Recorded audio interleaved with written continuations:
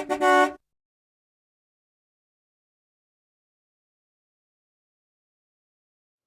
campers and RVers. I was out in town today getting some groceries and also some propane, and I was able to stop by a hardware store in town and came up with another solution, or I guess you could say a permanent solution for the plexiglass. So I'm super excited about that. It's not exactly what I wanted, but you know, you got to go with what you can out here on the road and the places that you stop at. So, especially the smaller towns that you're in, they just don't have a robust amount of nuts and bolts and all that stuff. So anyways, I think this will work. I'm going to grab some lunch here, and then I'll go get the plexiglass and show you how I'm coming up with the latest solution for it. So I'll check back with you guys later. So you can see I've reinstalled this, and even though I've tightened it on the wall, it still doesn't get super duper tight down there. So I'm going to put some glue behind this so it stays put and doesn't come undone.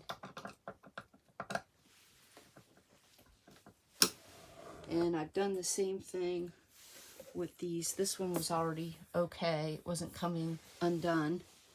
And this one right here, I just screwed in.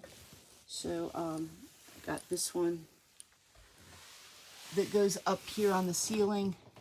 And you can see that the Airstream repair shop had to drill additional holes because this one, I guess, got stripped and it was coming out and kind of ruining the finish here on the ceiling. So I want to make sure when I put this one in, I get it so that it stays in place and doesn't come undone.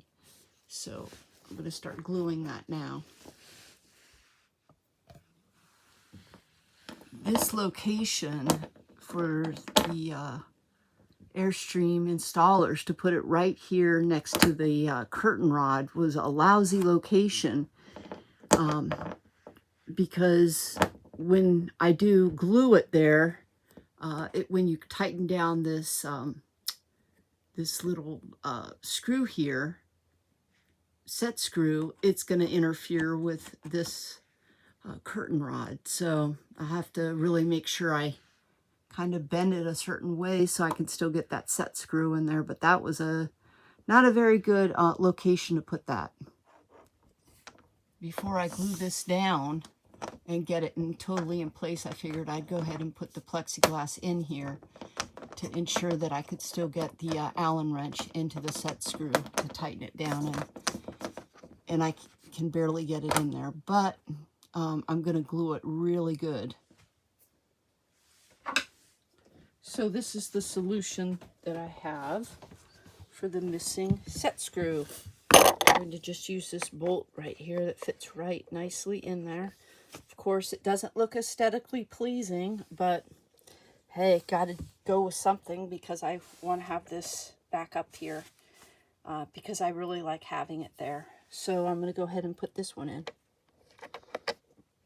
and use some of this glue on that, and hopefully that'll keep it in place. Actually, this bolt is so much easier than these darn Allen wrenches. I just can't stand dealing with the Allen wrenches. Whereas this, it's just so much easier to tighten it down. So that actually is a pretty darn good solution. I think it's going to probably stay better too than the Allen wrench because you can really tighten it down with the regular wrench. If they had a shorter screw, that would have been better, but that's all they have at the hardware stores that you go to.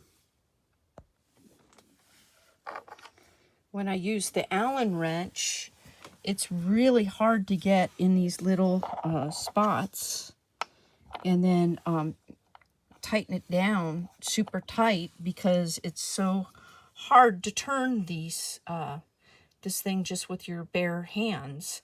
I wish that they had some kind of a tool that you could put maybe these things into, and something like even like a screwdriver, that they made the tips out of the Allen wrenches, and then you can get to those types of locations instead of trying to screw things down with this Allen wrench. It's really hard on your hands, and it's hard to get really good, get things real good and tight. So I'm not a big fan of the Allen wrenches, and they just don't make any sense to me. But so I got it in there, and I used this screw. We'll see how it shakes out going down the road. Hopefully it's not going to come loose. So that's it for today. I hope this was helpful, and thanks so much for watching.